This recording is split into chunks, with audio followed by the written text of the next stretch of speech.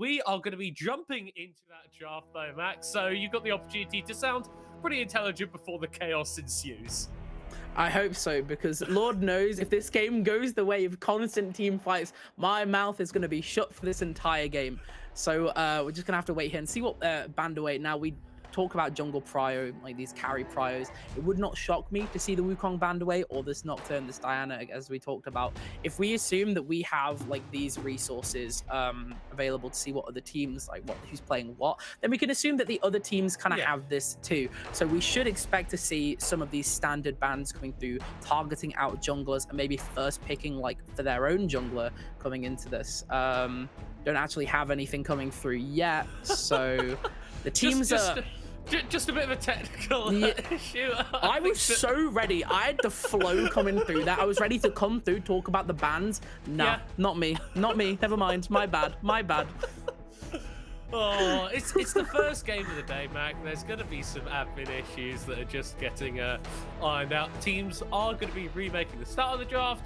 I assume someone just didn't copy a link properly, and because we are going to be hosting this draft online to avoid the use of proxy picks, so we're going to have everything on our screens in just a second's time. I like that we're touching on banning away junglers. I think that AD carries is something that you can kind of focus down as well, because we talked about how Spartans are maybe a bit weaker on the bottom side of the map, so there is some place that potentially you could target out.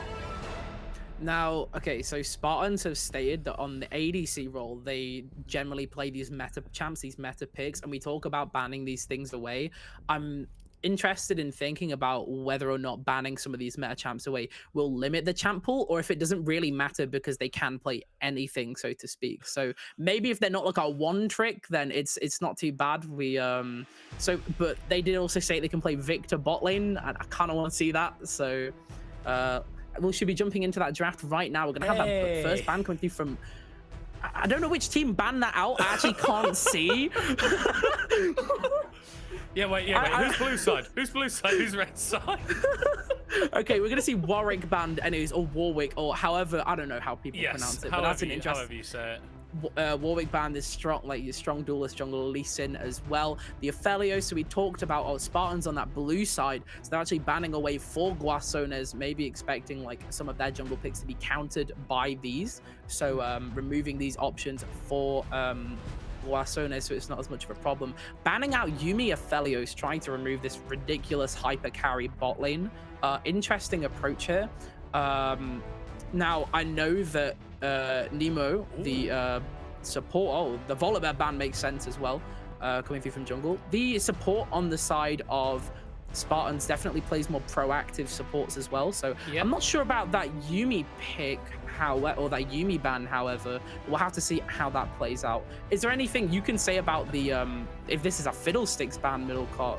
I like it. I like a Fiddlesticks ban. It is something that a couple of sort of high-low coaches players have been talking about as a champion that maybe should be seeing more priority in comp. But with 3 junglers banned away by the Spartans, they're going to pick up that Wukong, and already Guasones, they're going to have to respond with something a bit lower in priority. Yeah, for sure. And removing that Wukong also takes away, as we were talking about, the Bronzodia, the team fight comp, that strong, overall mishmash. Although counterpicked with that Jarvan. Personally, I actually don't like Jarvan in this meta. It's kind of a very predictable pick in terms of what you expect. He'll do like, a clear to level 2, then he'll gank, and he'll just repeat gank over and over again. It's a fairly linear playstyle, but I feel like this Wukong pick is actually obviously stronger, but also a lot better in terms of flexibility of what you want to do as a jungler. That's really why he's sort of risen to a priority. The buffs that did take him into the meta weren't necessarily pure damage buffs. I know there were some cooldowns in there, but the ability to go over walls now with your clone just gives you a bit more of that flexibility. And it's actually the Xayah going to be picked up, one of those AD carries that a lot of people are saying is quite near to that top tier. Yeah, for sure. We're gonna. I believe she had those E nerfs come through recently, so it's gonna reduce that cooldown, which kind of might make it, as Casual Cuties mentioned earlier, kind of feels pretty bad to play. So might have a little bit of issues coming through here. Lucian coming through on that side of Guasone, or was it Spartans or Guasone? I still can't remember. Spartans. There we go. There we go. Okay. So we talked about meta champs and meta picks, and they see the Lucian. So we're going to see that Nami coming through. That is a very standard, very aggressive, very, a bully combo in that bot lane, just trying to squeeze out the side of Guasones.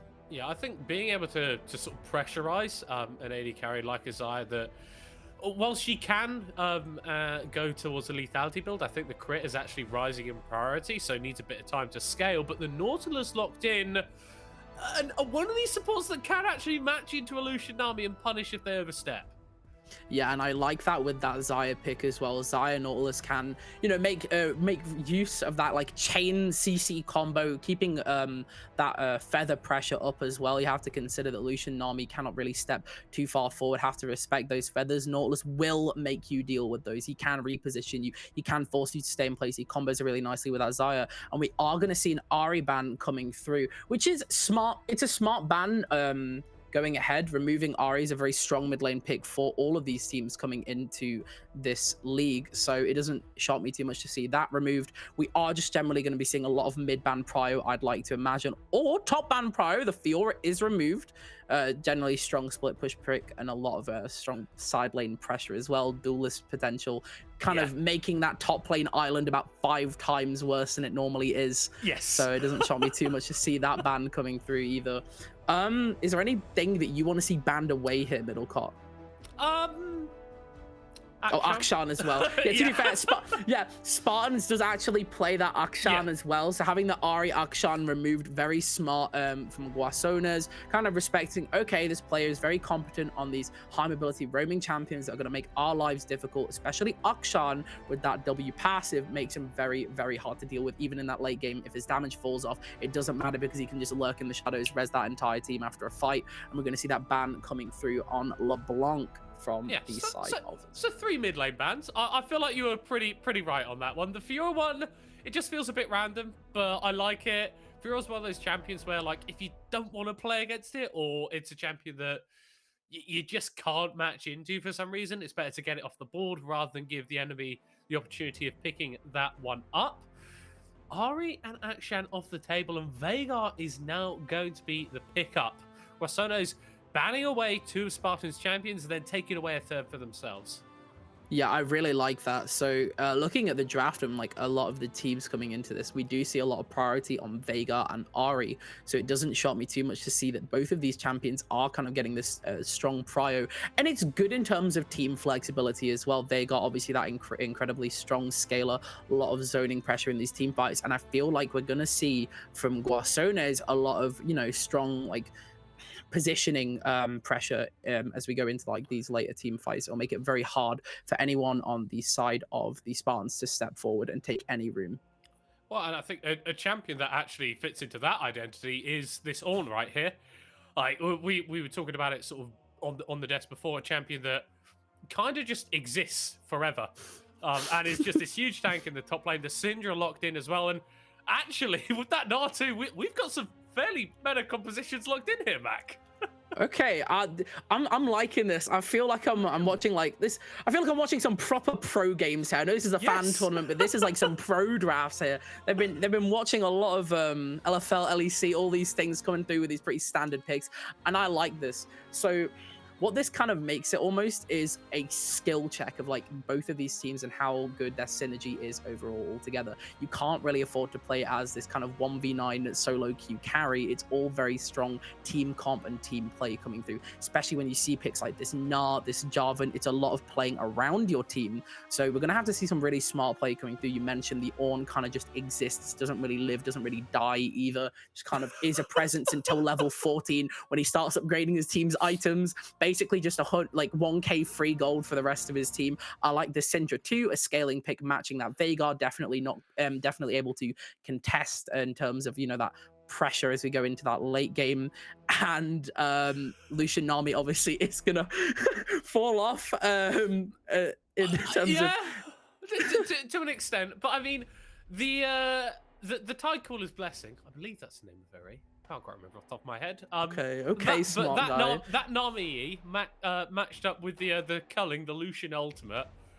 That's still pretty disgusting at any stage of the game. What do you mean you don't stream MiddleCott? Yeah, you do. Well, I'm not, you know how it works. I'm not a streamer. I'm SMH sorry. my That's head. just how it is. Yeah, 200 euros and one whole team spends their flashes.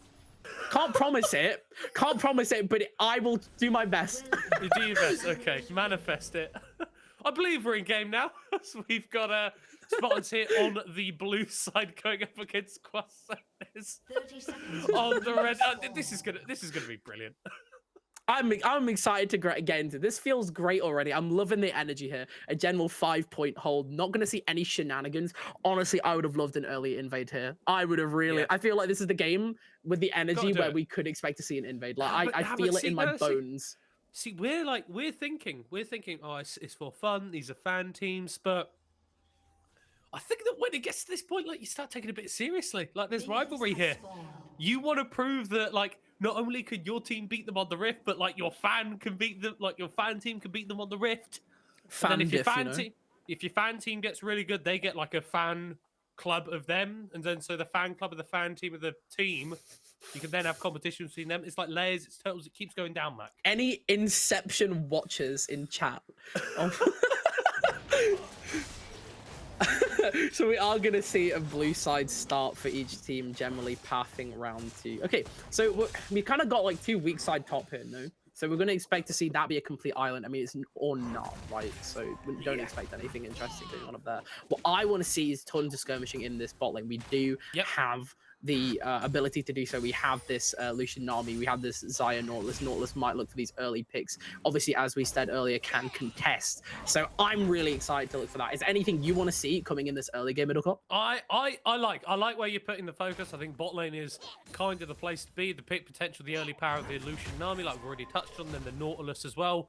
Could throw out those hooks, go fishing, and maybe catch someone. I think mid lane as well. I think if you land a good scat of the week, if you get a good baby cage angle off, I think there's potential to attack there. And given how both these junglers do actually want to get stuff done in the early game, that wouldn't surprise me if that's going to be where we're seeing action towards. Medusa landing a hook there onto Nemo as atchukoz we're trading some damage there onto CLV Whito. You see how oppressive that Nami E comboed with the Lucian there is. Half the health gone. Electrocute proc feels bad, and you don't really want to be Whito here. Is that Whito? It's Whito or Whito. I don't know how to pronounce that. I feel like it's Whito. I'm gonna say Whito now. Whito, yeah. There we go. This is why you should have sent us the OPGGs before. Like, well, I'm saying I would have gassed these people up so hard if we got the OPGGs, but you know, here we are. Dilixcs going in for a trade on to Slay there, who's able to throw a boomerang into his face there on the Gnar. Actually a little bit behind on CS as he's shoving this wave in. Not really taking advantage of the Gnar's early game power, that range versus melee matchup. Yeah, for sure. It actually feels awful that he's got that farm disadvantage with that wave even shoving into Ornn here. Ornn able to kind of not freeze per se, but definitely, well, actually, no, it might be.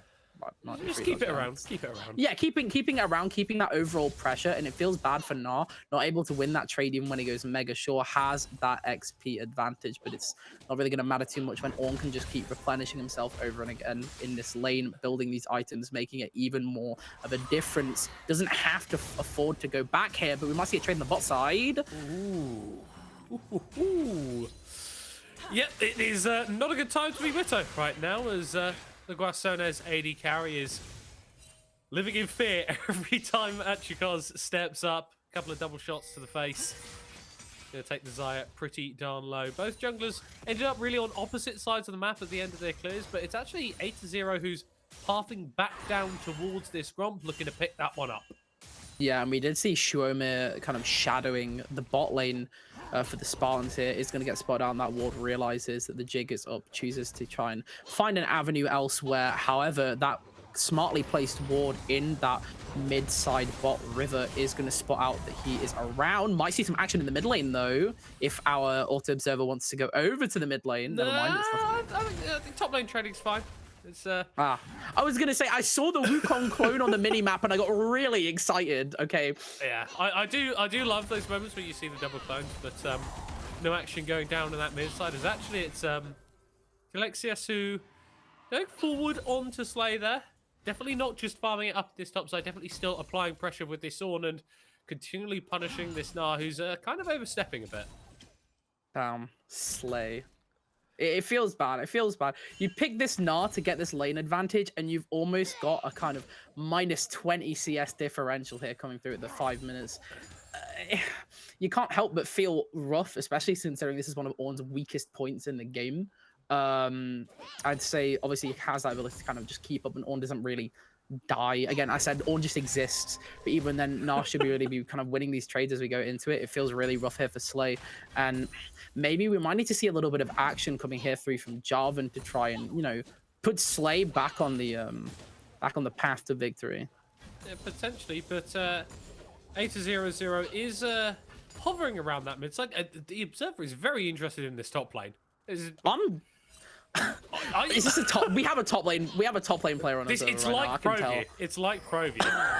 Big fan of that. What happened? Do they still do Proview? Is that still I think it's cancelled. I don't think it's a thing anymore. Oh. Which sucks because it's not. I really awful. liked it. I thought it was so cute. Cool. Anyway. So cool as a concept, as we may actually be getting some action here. Slay narring Dilixcs into the wall. Forge God is called. Ring answer. You might be dead. Slay is actually turning it around with that last auto and the Bellows Breath. Not quite in range to take out the Gnar. There was a reason that we were looking at top lane for so long, Mac. Action. Oh, we are going to see a time. collapse here coming through, though. We got that Jarvan the Veigar moving up, is going to spot him out. Might get away with that recall.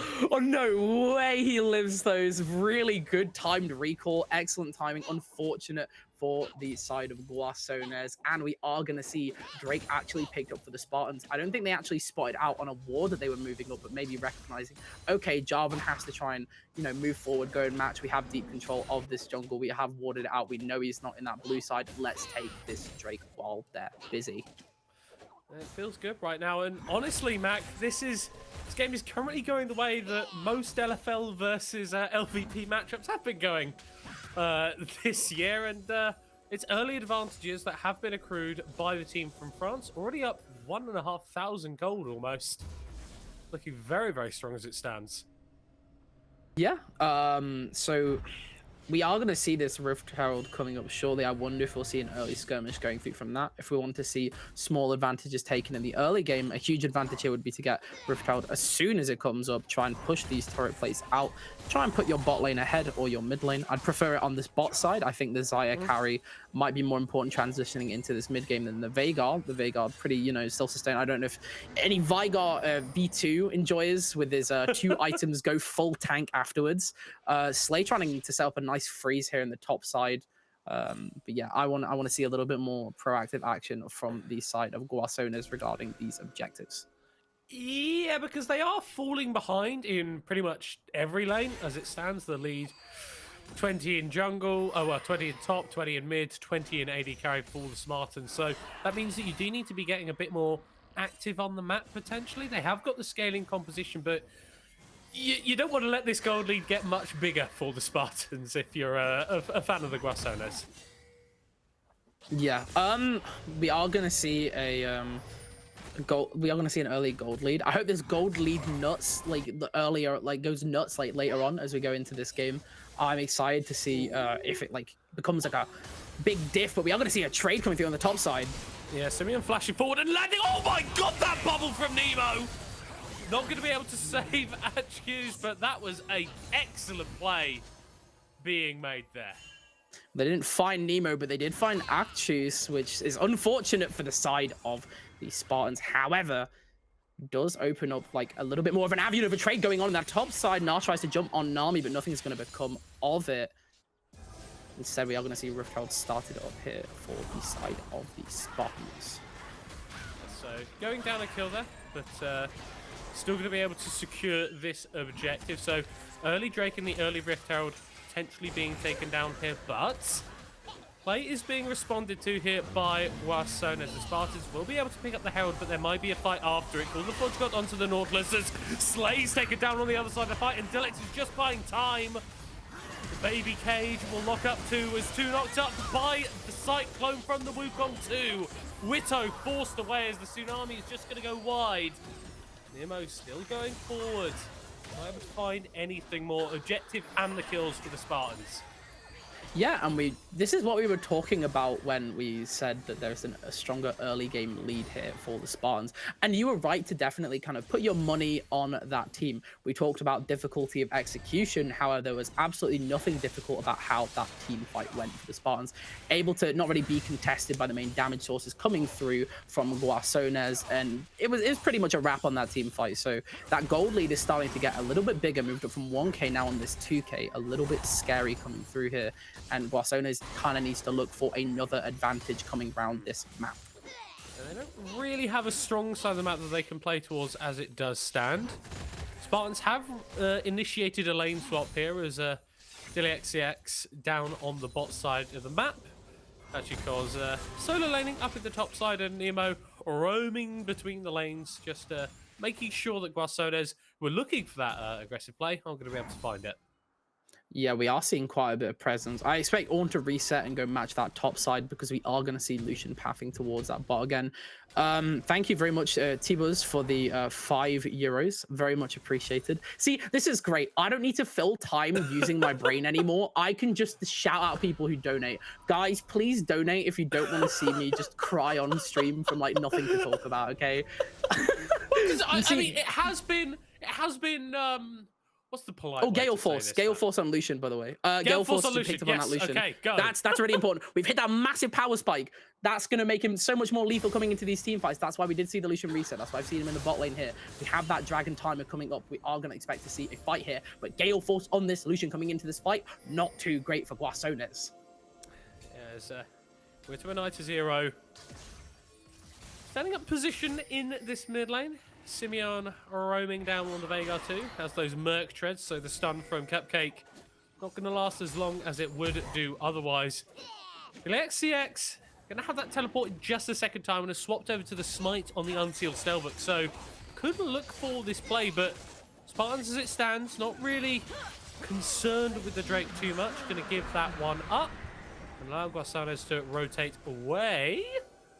Maybe looking for a gank down on the bot side as the Herald has been summoned.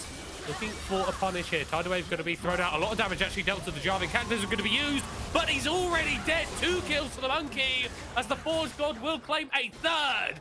4 kills for the Spartans.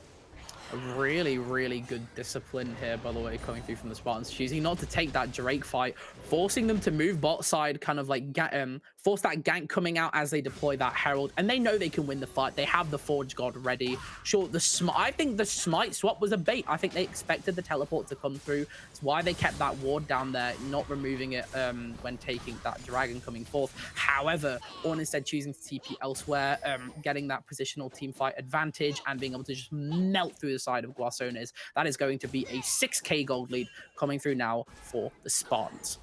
Yeah, that's pretty significant.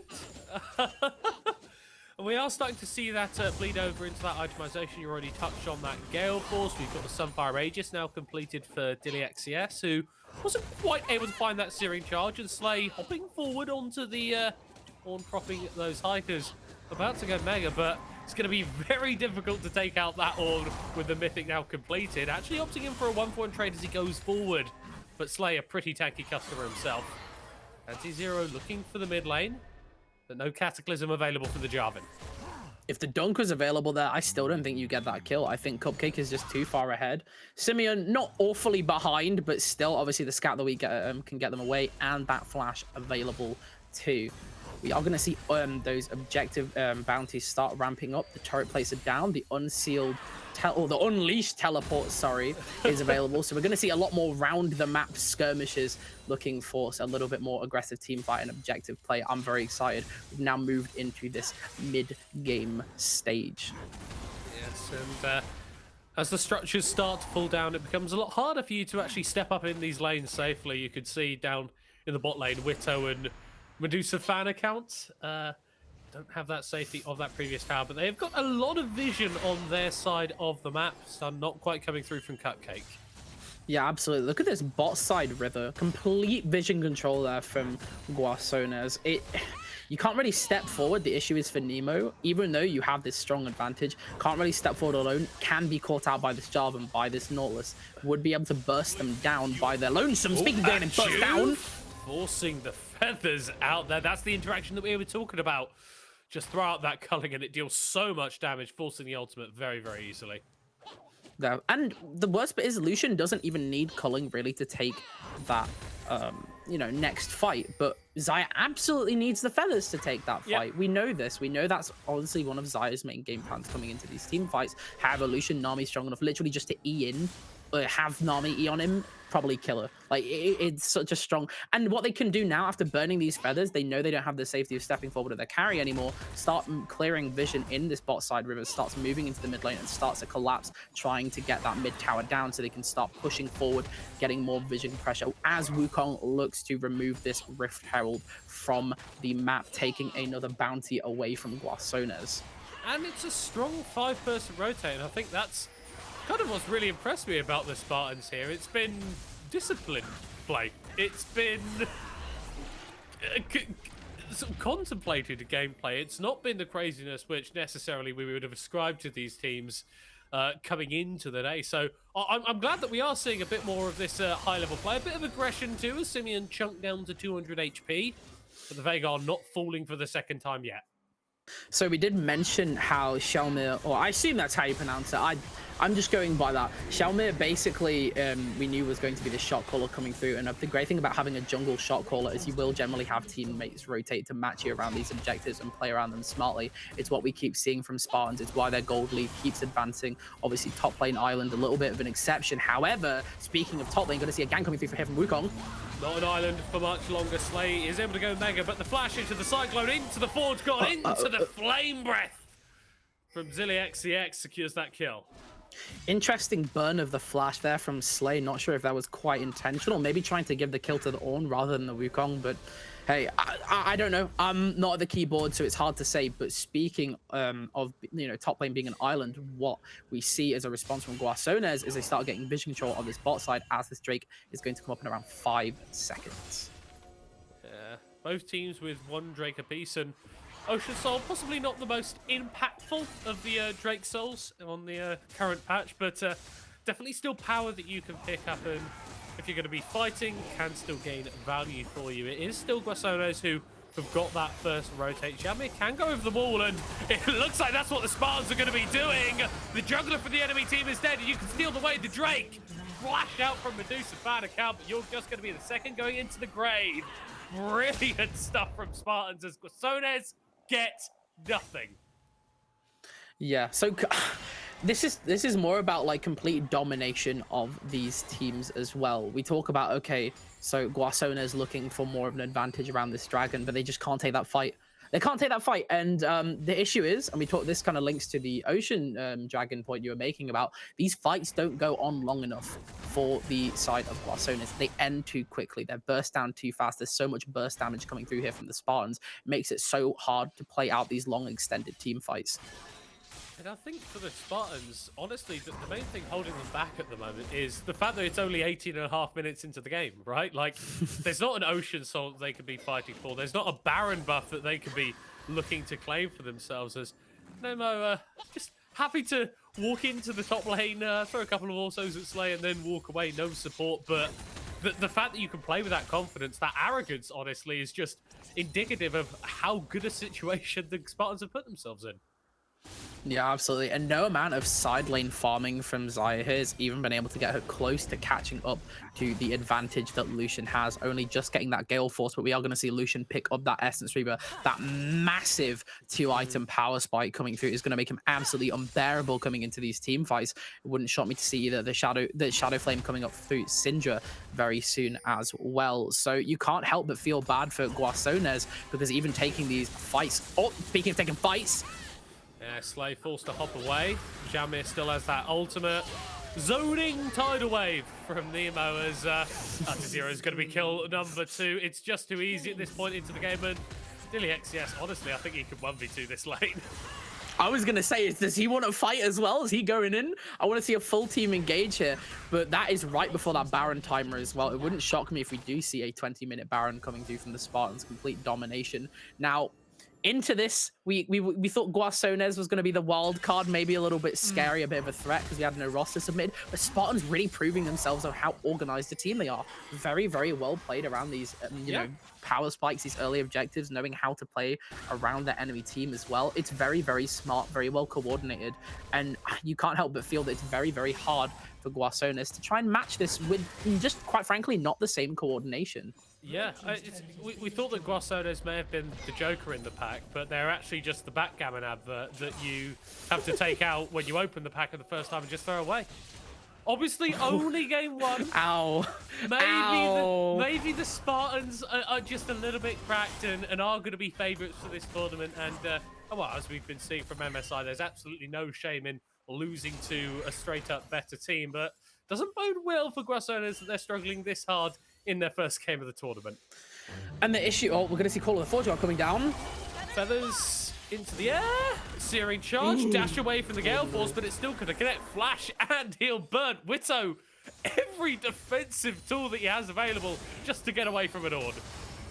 And we did talk about how getting rid of these cooldowns from Xayah is just going to make a use coming into these team fights. We're going to see the column coming down on Nautilus, taking away so much health. Dashing forward and flashing out. Double kill with a piercing light, and that's going to be a third. Monkey business in the mid lane as the Spartans get 3 kills, and Slay's going to be dead as well. Cupcake is on a rampage, and Baron's on the table. I was about to talk about how... And the thing is, like, coming into this team fight, I was about to talk about how Xayah's cooldowns being removed means that she's not able to help in these team fights. However, the only cooldowns that we're going to see coming through from Guasones is their death timers.